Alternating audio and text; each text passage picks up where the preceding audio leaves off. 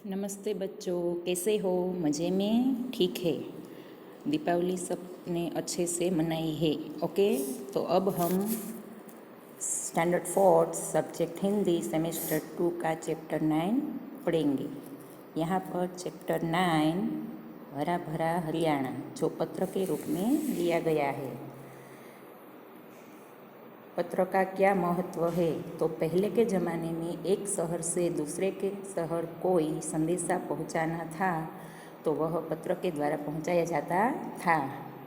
यह पत्र पुलकित ने अपने मित्र विनायक को लिखा है। तो बच्चों, आप टेक्स्ट बुक में पेज नंबर 44 पर पत्र को ध्यान से समझेंगे, ठीक है?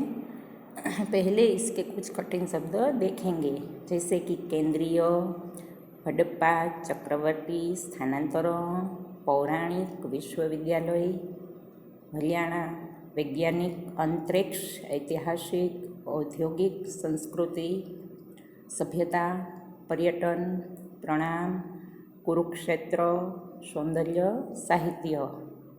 अब हम पत्र की शुरुआत करेंगे। परीक्षा भवन, नई दिल्ली, 11 अक्टूबर 2020 ये एड्रेस है। प्रिय विनायक, एक मित्र दूसरे मित्र से लिखता है तो प्रिय संबोधन करता है। तुम्हें यह जानकर प्रसन्नता होगी कि मुझे सिरसा के केंद्रीय विद्यालय में प्रवेश मिल गया है। पापा जी के स्थानांतरण यानी कि बदली। स्थानांतरण के समय सभी मेरे बारे में काफ़ी चिंतित थे। गुजरात से हरियाणा आकर सब कुछ बदल सा लग रहा है। एक राज्य से दूसरे राज्य में पुलकित गया है तो सब अलग लग रहा है। यहाँ की बोली भी भिन्न है। भिन्न यानी कि अलग। यहाँ के निवासियों का रहन सहन और खान पान भी भिन्न है। रहन सहन यानी कि रहने का तरीका, खान पान यानी कि खाना पीना सब अलग है। तुमने हरियाणा राज्य के विषय में जानकारी मांगी थी, यानी कि विनायक ने पुलकित से हरियाणा राज्य कैसा है उसकी माहिती मांगी थी। तो मैं तुम्हें यह जानकारी देने के लिए पत्र लिख रहा हूँ। पैराग्राफ दूसरा, स्वतंत्र राज्य बनने से पूर्व यानी कि पहले हरियाणा पंजाब राज्य का अंग था। अंग यानी कि हिस्सा। 1 नवंबर 1966 को इसे स्वतंत्र राज्य बनाया गया। हरियाणा भारत का ऐतिहासिक राज्य है। इसमें भारत की प्राचीन सभ्यता के अवशेष पाए गए हैं। अवशेष यानी कि बचा हुआ भाग। महाभारत का युद्ध इसी राज्य के कुरुक्षेत्र में लड़ा गया था। यहाँ प्रसिद्ध सरस्वती नदी बहती है, जिसके किनारे वेदों की रचना हुई थी। आज यह नदी लुप्त हो चुकी है। लुप्त यानी कि गायब। और पास में आप सब उसके चित्र भी देख सकते हैं। हरियाणा में हिसार के निकट एक टीला है। हरियाणा में हिसार है, उसके निकट यानी कि नज़दीक पास में एक टीला है जिसमें हड़प्पा सभ्यता के समय की बस्ती छिपी हुई है। और हिसार को पहले राखीगढ़ कहा जाता था, यानी कि हिसार का पहला नाम राखीगढ़ था। हरियाणा के प्रसिद्ध नगरों का वर्णन प्राचीन, पौराणिक एवं ऐतिहासिक ग्रंथों में मिलता है। उसके बाद का पैराग्राफ, हरियाणा के कुछ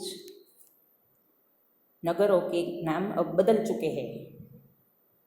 हरियाणा के कुछ शहर है, पहले वे अलग नगरों से जाने जाते थे, अब उसका नाम बदल गया है।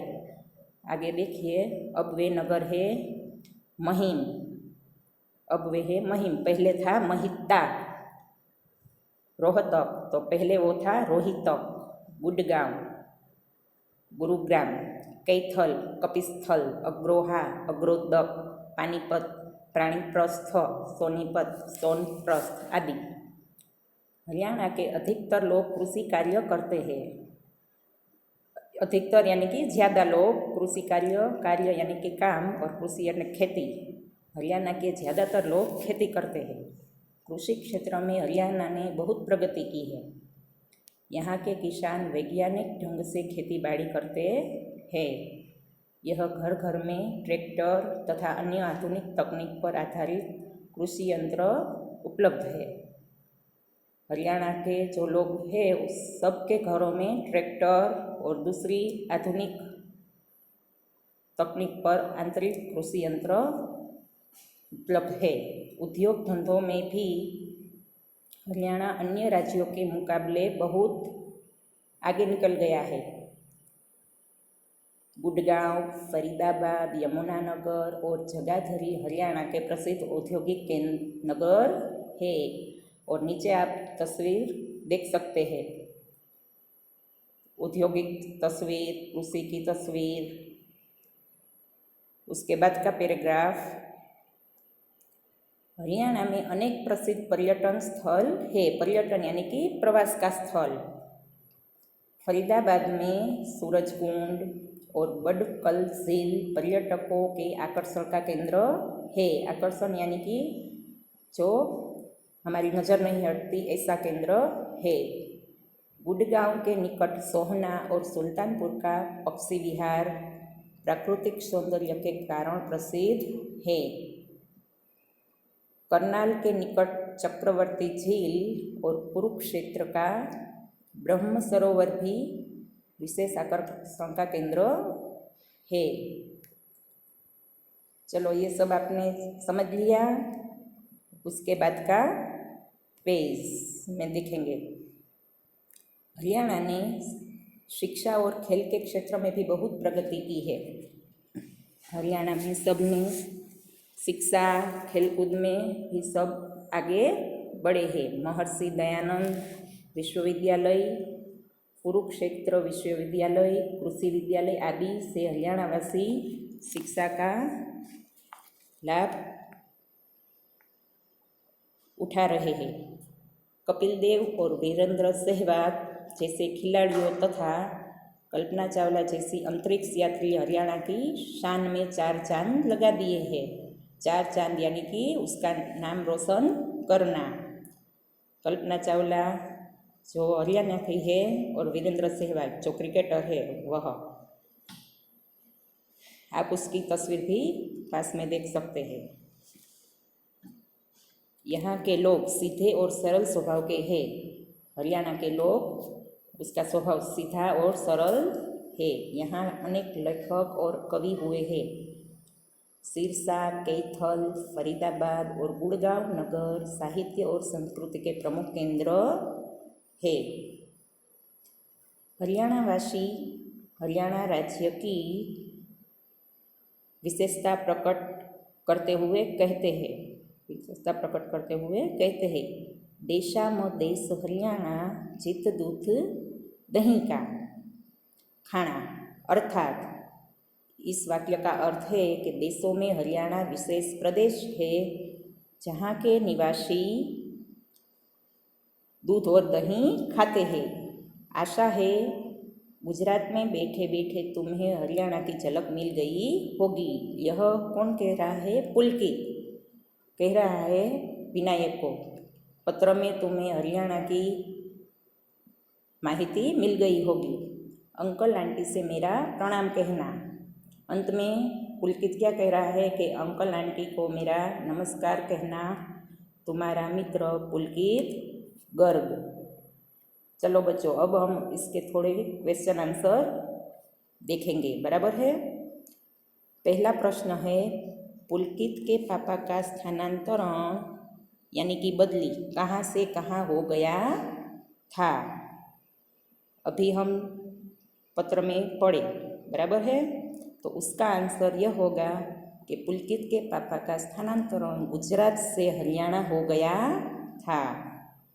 उसके बाद का क्वेश्चन, हरियाणा भारत का ऐतिहासिक राज्य किस प्रकार है? तो उसका आंसर यह होगा कि हरियाणा में प्राचीन सभ्यता, प्राचीन यानी कि पुराना, प्राचीन सभ्यता के अवशेष पाए गए हैं महाभारत का युद्ध इसी राज्य के कुरुक्षेत्र में लड़ा गया था। उसके बाद का क्वेश्चन है, हरियाणा ने किस कारण कृषि क्षेत्र में बहुत प्रगति की है? तो उसका आंसर है, हरियाणा के अधिकतर लोग कृषि कार्य करते हैं। यहाँ के किसान वैज्ञानिक ढंग से खेती करते हैं। उसके बाद का क्वेश्चन है, हरियाणा के कुछ प्रसिद्ध पर्यटन स्थलों के नाम लिखिए। उसका आंसर है कि फरीदाबाद में सूरज कुंड और बटकल झील, गुड़गांव के निकट सोहना और सुल्तानपुर का पक्षी विहार आदि पर्यटन स्थल है। अब हम थोड़े से MCQ देखेंगे। पहला MCQ है, महाभारत का युद्ध कहाँ हुआ था? तो पत्र में आया था ना कि कुरुक्षेत्र में। कहाँ हुआ था? कुरुक्षेत्र में। दूसरा MCQ है, हरियाणा के लोगों का मुख्य व्यवसाय क्या है? कृषि यानी कि खेती। इसके बाद का, सूरजकुंड और बटकल झील हरियाणा के किस शहर में है? तो उसका आंसर होगा फरीदाबाद। सोहना और सुल्तानपुर की प्रसिद्धि का क्या कारण है? तो उसका आंसर होगा पक्षी विहार। चलो उसके बाद हम थोड़ी सी खाली जगह देखेंगे। खाली जगह नदी के किनारे वेदों की रचना हुई थी। तो सरस्वती नदी के किनारे। उसके बाद है, सोनीपत का प्राचीन नाम यानी कि पुराना नाम सोनप्रस्थ था। तीसरी खाली जगह, हरियाणा के लोग सीधे और सरल स्वभाव के हैं। खाली जगह में आएगा सरल। चौथी खाली जगह का ब्रह्म सरोवर भी आकर्षण का केंद्र है यानी कि कुरुक्षेत्र। बराबर है।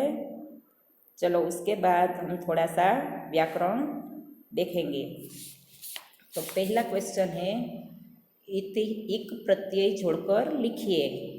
एक उदाहरण दिया है, इतिहास प्लस क, उससे बनता है ऐतिहासिक। तो ऐसे ही दूसरा शब्द है पुराण प्लस इक, तो शब्द बनेगा पौराणिक। तीसरा शब्द है विचार प्लस इक, वैचारिक। राजनीति प्लस इक, राजनीतिक। बराबर है। उसके बाद का क्वेश्चन है, संधि विच्छेद कीजिए। एक शब्द है उसे संधि के रूप में अलग करना है। विद्यालय, तो संधि अलग होगी विद्या प्लस आलय।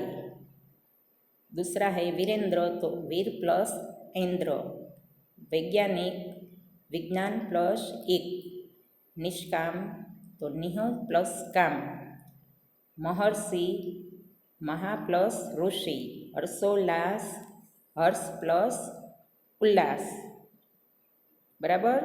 उसके बाद का है, आपको समझना है और लिखना है। जैसे कि रेलगाड़ी, तो एग्जाम्पल दिया है रेल प्लस गाड़ी। नीलकमल, तो नील प्लस कमल। रसोई घर, तो रसोई प्लस घर। अनपढ़, तो अन प्लस पढ़। पाठशाला, तो पाठ प्लस शाला। रामबाण, तो राम प्लस बाण। बराबर है। आज का ये चैप्टर 9 यहाँ पर समाप्त होता है। अगले चैप्टर में हम फिर मिलेंगे। बाय।